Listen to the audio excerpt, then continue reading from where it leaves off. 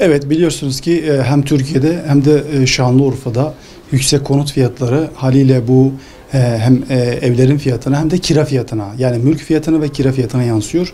Halk çok ciddi mağduriyetler yaşıyor. Artık ev kiralamak ve ev almak bir hayal olmuş. Dolayısıyla biz de dedik ki siyaset halka hizmet etme sanatıdır. Bir hizmet sanatıdır.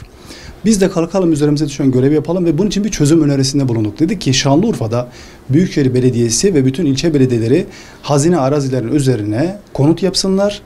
Bu konut yaptıktan sonra maliyetini halka satsınlar ki en azından şu an yüksek olan fiyatlar makul fiyatlara düşsün diye böyle bir çözüm önerisinde bulunmuştuk.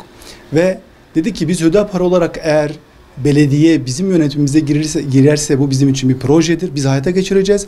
Bizden önce mevcut belediye ve belediye başkanları eğer bunu hayata geçirirlerse biz onlara teşekkür ederiz demiştik.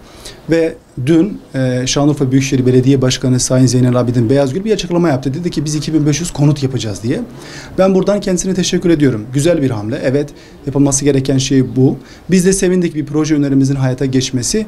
Fakat beraberinde ben şunu da söylemek istiyorum. 2500 yetmez ama güzel bir şey diyorum.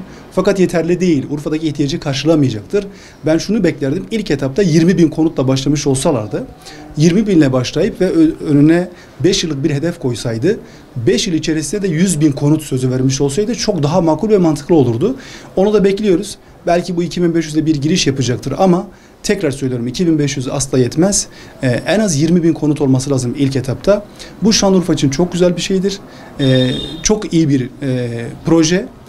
Tekrar söylüyorum, biz buna vesile olduysak, bunun hayata geçmesi için bir ön ayak olduysak ne mutlu bizlere. Şanlıurfa halkı için proje üretmeye devam edeceğiz.